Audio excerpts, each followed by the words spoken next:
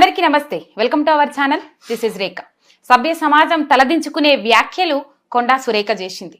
రాజకీయంగా సినీ రంగంలో కూడా ఒక దుమారం రచ్చ చేస్తా ఉన్నాయి ఈ వ్యాఖ్యలు. కొండా సురేఖ చేసిన వ్యాఖ్యలు ఒకవైపు డైవర్షన్ పాలిటిక్స్ అనుకోవచ్చు, ఇంకొక రకంగా చెప్పాలంటే అనవసరం అయిన వ్యక్తులను, అసలు సందర్భం సబ్జెక్టు కాని వ్యక్తులను, ఆ సబ్జెక్ట్ అది కాదు, సందర్భం అది కాదు, ఆ వ్యక్తులను మధ్యలోకి లాగిండ్రు, మహిళను నన్ను కించపరిచిండ్రు, అవమానపరిచిండ్రు అని చెప్పేసి ఒక గాంధీ భవన్ వేదికగా ఏడ్చిన తర్వాత మళ్ళీ అదే గాంధీ భవన్ వేదికగా ఇద్దరు మహిళలను కించపరిచింది, అవమానపరిచింది, సభ్య సమాజం తలదించుకునే వ్యాఖ్యలు చేసింది కొండా సురేఖ.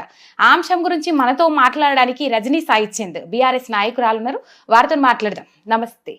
నమస్తే రేఖ, ఎలా ఉన్నారు? పర్లేదు రేఖ. నిన్న కొండా సురేఖ వ్యాఖ్యలు ఏ విధంగా స్పందిస్తారు మీరు ఈ వ్యాఖ్యల మీద?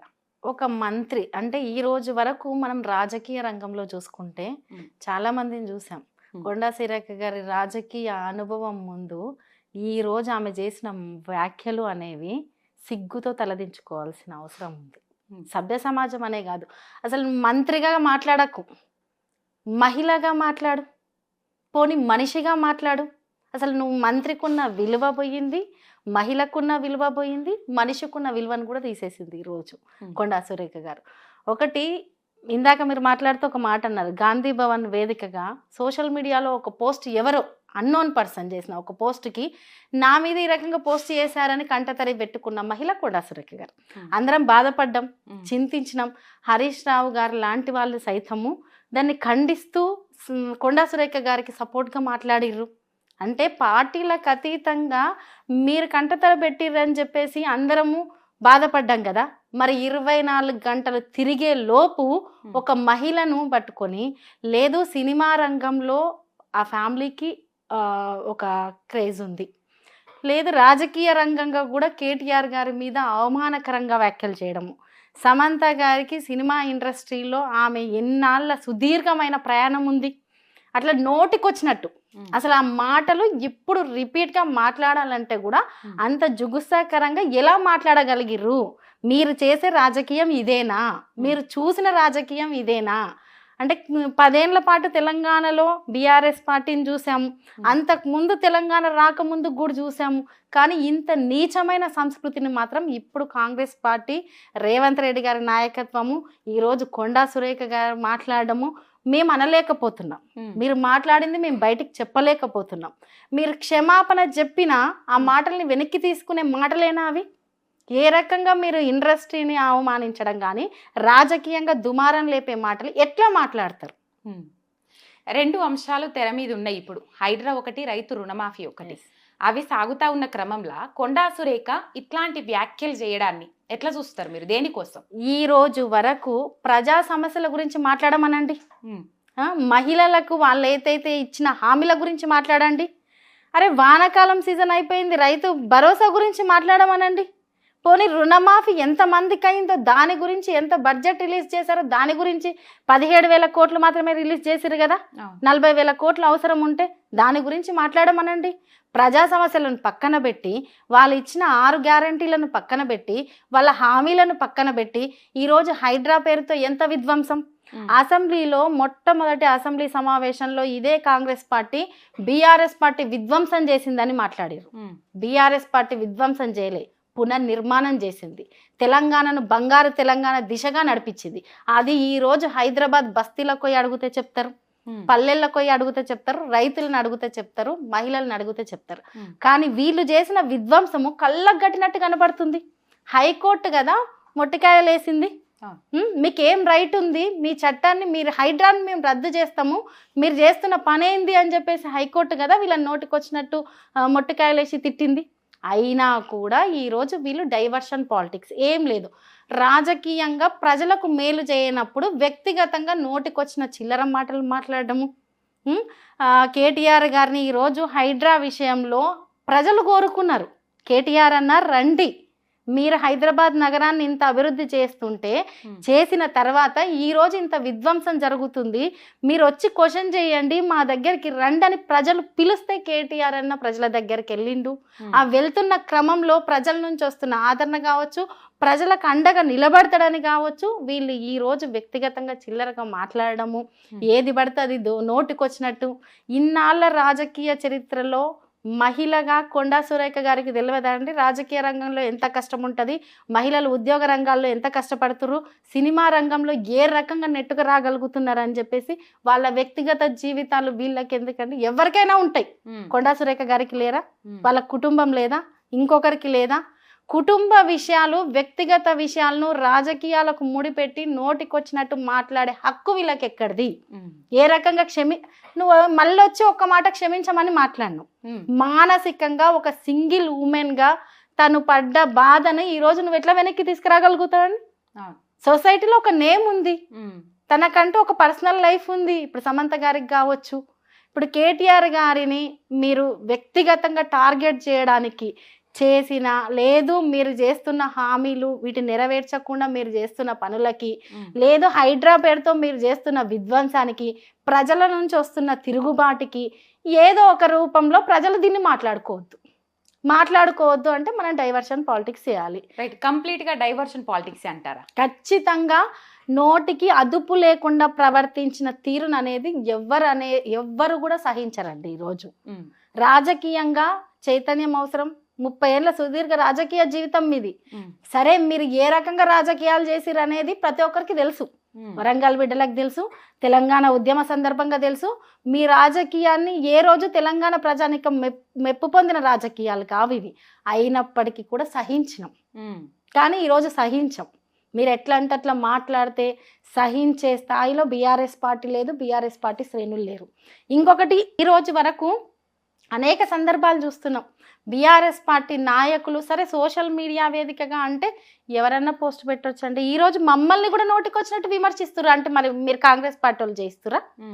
మేము కూడా అడుగుతాం. ఇష్టం వచ్చినట్టు కామెంట్స్ పెడుతున్నారు, కాంగ్రెస్ పార్టీ వాళ్ళు పెట్టిస్తున్నారా? మాట్లాడుతూ ఒక వ్యాఖ్య చేసింది కొండా సురేఖ. అది నాగార్జుననే సమంతను కేటీఆర్ దగ్గరికి పొమ్మన్నారు, అందుకు నిరాకరించింది.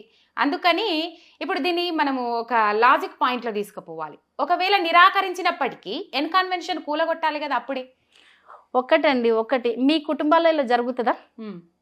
ఇప్పుడు కొండా సురేఖ గారికి కూడా కుటుంబం ఉంది. ఏ కుటుంబాలైనా తెలుగు సమాజంలో ఏ కుటుంబాలైనా జరుగుతుందా?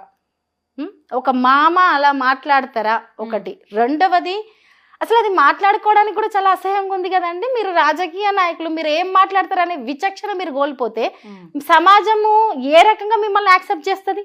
నేను ఈరోజు కొండా సురేఖ గారు మంత్రిగా అనర్హురాలు.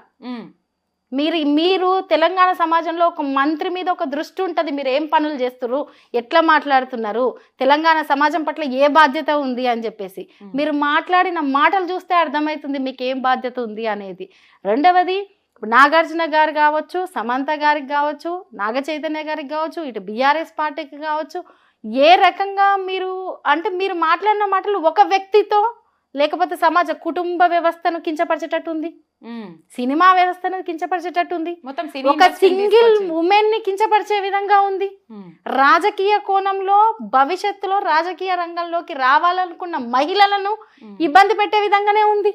అంటే ఇటువంటి వాళ్ళ రాజకీయాలు చేసేది అంటే ఇట్లా మాట్లాడతారా రాజకీయాల్లో ఉండేవాళ్ళు అని రేపు భవిష్యత్తులో రాజకీయాల్లోకి వచ్చే వాళ్ళకు కూడా చుట్టూ పక్కల వాళ్ళు ఏమనుకుంటారో, లేదంటే మా అనుకున్న కుటుంబాలు ఏమనుకుంటాయో మేము రాజకీయాలు చేస్తే. ఎందుకంటే చాలా వీడియోలు కూడా చూస్తున్నాం, కొండా సురేఖ గారి కూడా చూస్తున్నాం, వారి భాష నైపుణ్యం ఎంత అద్భుతంగా మాట్లాడుతున్నారు, ఫోన్ కాల్స్లలో ఎట్లా మాట్లాడుతున్నారు, లేదు రాజకీయాల్లో ఇతర పార్టీ నాయకులను ఏ రకంగా బూతులు తిడుతున్నారు. ఈరోజు రేవంత్ రెడ్డి గారిని ఒకటే అడుగుతున్నాం, మీరు ఈ కాంగ్రెస్ పార్టీలో ఈ రకమైన దాన్ని మీరు ప్రోత్సహిస్తుర్రా? రాహుల్ గాంధీ గారిని అడుగుతున్నాం మేము ఈ రకమైన సంస్కృతిని. ఎందుకంటే సంస్కృతి గురించి ఇప్పుడు రేవంత్ రెడ్డి గారిని అడిగితే ఇంకా ఆయన బూతుల పురాణం చాలా పెద్దది, అది వేరే విషయం. కానీ రాహుల్ గాంధీ గారిని అడుగుతున్నాం, ఈ రకమైన సంస్కృతిని మీరు ప్రోత్సహిస్తుర్రా అనేది ఒకటి. మొత్తం మీద కాంగ్రెస్ లో 2 మహిళా మంత్రులు ఉన్నారు, వాళ్ళకు పడుతుందా, సఖ్యత ఉన్నదా లేదా సెకండరీ థింగ్. కాకపోతే మంత్రి సీతక్క కొండా సురేఖ మాట్లాడిన మాటల్లో తప్పు లేదు, ఆమె కరెక్టే మాట్లాడింది అని మంత్రి సీతక్క వెనకేసుకొస్తుంది. బీఆర్ఎస్ పార్టీలోనే మహిళలను గౌరవించే సాంప్రదాయం లేదు, మహిళలను కించపరిచే సాంప్రదాయం బీఆర్ఎస్ పార్టీలో ఉంది. కొండా సురేఖ మాట్లాడింది అక్షర సత్యం అని చెప్పేసి మంత్రి మాట్లాడుతుంది సీతక్క. మేము సీతక్క గారిని మీ మీద ఉన్న గౌరవాన్ని పోగొట్టుకోకుండా మీరు కొంచెం కాపాడుకోండి అని చెప్తున్నా. సీతక్క గారి మీద గౌరవం ఉండేది, మీరు ఈ రకమైన ఒక మహిళను కించపరిచే విధంగా అసభ్యకరంగా ఇంకా అసలు ఆ పదాలు చెప్పలేనివి ఆ రకంగా మాట్లాడిన వాళ్ళని మీరు వెనకేసుకొస్తే రేపు మీరు ఆ రకంగానే రాజకీయాలు చేస్తారని ఆలోచించే పరిస్థితి వస్తుంది. కాబట్టి మేము సీతక్క గారికి ఒకటే చెప్తున్నాం, అరే ప్రజా సమస్యల గురించి ఆలోచించండి, మహిళల అభ్యున్నతి గురించి ఆలోచించండి, మహిళలకు మీరు చెప్పిన ఆ స్కీమ్ల గురించి ఆలోచించండి, ఉపాధి గురించి ఆలోచించండి, విద్య గురించి ఆలోచించండి. ఇవే రాజకీయాలంటే, ఇదే ప్రజా సంక్షేమం అంటే, ప్రజలకి ఇవా మీరు చేయాల్సింది. ఈ రకమైన మాటలు మాట్లాడా వ్యక్తిగత దూషణలు ఎందుకండి నోటికి వచ్చినట్టు? అవి ఏమన్నా మీరు ఇప్పుడు ప్రత్యక్షంగా కొండా సురేఖ గారు ఉన్నారా, లేకపోతే సమంత గారు వచ్చి కొండా సురేఖ గారికి చెప్పుకున్న ఏడ్చారా? ఏ రకంగా తీసుకోవాలి దాన్ని? ఒకటి. రెండవది, సీతక్క గారిని కూడా మీరు సమర్థిస్తే విషయాల పట్ల సమర్థించండి, మంచి చేస్తే సమర్థించండి. అసెంబ్లీ సాక్షిగా కేటీఆర్ గారు మీ మీద గౌరవం ఉంది సీతక్క గారు, మీరు అడిగినందుకు ములుగుకు అని మాట్లాడిన సందర్భాన్ని కూడా చూసాం. ఎప్పుడో ఒక సందర్భంలో ఫ్లోలో ఏదైనా మాట్లాడితే వాళ్ళని క్షమించమని అడిగి నాకు మహిళలు, తెలంగాణ ఆడపడుచులు, తెలంగాణ ఆడబిడ్డల మీద ఎంత గౌరవం ఉందో చెప్పిన సందర్భాలను చూసాం. మరి ఏ రకంగా బీఆర్ఎస్ పార్టీ ఆడబిడ్డల్ని గౌరవిస్తలేదు చెప్పండి? ఈ రోజు బతుకమ్మ సంబరాలు అనేవి ఒక రకంగా చెప్పాలంటే ఏదో కారు మబ్బులు గమ్ముకున్నట్టు అయిపోయింది తెలంగాణలో. ఎక్కడ కనబడుతున్నాయి? ఇంతకుముందు బతుకమ్మ అంటే కేసీఆర్ గారు బతుకమ్మ కానుకగా చీరలు ఇస్తారని చెప్పేసి ఆడబిడ్డలందరూ సంబరాలు చేసుకుంటూ బయటికి వచ్చి అంత అంగరంగ వైభవంగా మన సంస్కృతిని ప్రపంచ దేశాలకు చాటి చెప్పే విధంగా జరిగేది. ఈరోజు ఎక్కడ కనబడుతుందండి? వీళ్ళు మాట్లాడే మాటలకు, చేసే పనులకు, చెప్పే వాటికి పొంతన లేకుండా ఉంది. ఒకటి, ఈ డైవర్షన్ పాలిటిక్స్ కోసము ప్రజా సమస్యలు పక్కన పెట్టి వ్యక్తిగతంగా నోటికొచ్చినట్టు మాట్లాడడం. ఇంకొకసారి ఇట్లా నోటికొచ్చినట్టు ఏ మహిళను మాట్లాడినా, మహిళలే కాదు అది ఎవరిని మాట్లాడొద్దు. ఫస్ట్ ఆఫ్ ఆల్ మాట్లాడినా ఊడుకునే ప్రసక్తే లేదు. మేము ప్రత్యక్షంగా కొండా సురేఖ గారు మంత్రిగా మీరు ఈరోజు అనర్హులు, మీ రాజకీయాలు మంత్రిగా పనికిరాని రాజకీయాలని మేము అంటున్నాం. ఎందుకంటే మీరు ఒక్కసారి మీరు రిపీట్గా వినండి, మీరు ఏం మాట్లాడుతారో రిపీట్ వినండి. మీ ఇంట్లో కూడా మనుషులు ఉంటారు కదా, వినిపియండి.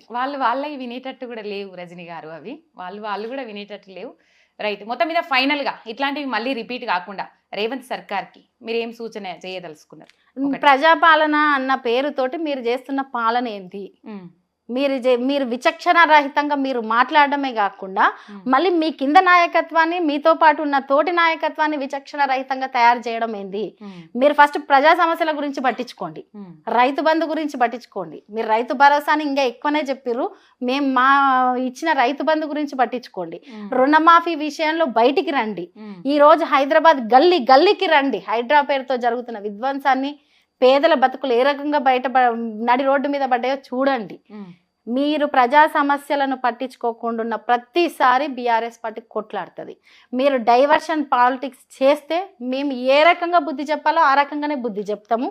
ఖచ్చితంగా తిరగబడతాము. మేము తిరగబడడానికి కాదు, తెలంగాణ సమాజం ఒప్పుకోదు. ఫస్ట్ తెలంగాణ సమాజానికి, తెలంగాణ ఆడబిడ్డకు చాకల ఐలమ్మ లెక్క తిరగబడ్డ చరిత్ర కూడా ఉంది. రోకలి బళ్ళు పట్టుకొని తిరగబడ్డ చరిత్ర ఉంది. రాళ్ళు పట్టుకొని మానుకోట సాక్షిగా తెలంగాణ ఉద్యమ సందర్భంలో మీరు దాడులు చేస్తే తిరిగి మానుకోట రాళ్ళు సమాధానం చెప్పింది ఉంది. ఈ అంత చరిత్ర ఉంది. చరిత్రను మర్చిపోకండి. ఈ రోజు మీరు ఏదో చేస్తే, మీరేదో అబద్ధాలు చెప్తే, మీరు ఇంకో ఏదో డైవర్షన్ పాలిటిక్స్ చేస్తే ప్రజలు మభ్యపడతారు అనుకుంటే అది మీ పొరపాటు. బీఆర్ఎస్ పార్టీ కాదు, తెలంగాణ ఆడబిడ్డలను కూడా మీకు ఖచ్చితంగా బుద్ధి చెప్తాము. అది ఏ రకంగా చెప్తామనేది చెప్పే చూపిస్తాం. Okay, thank you.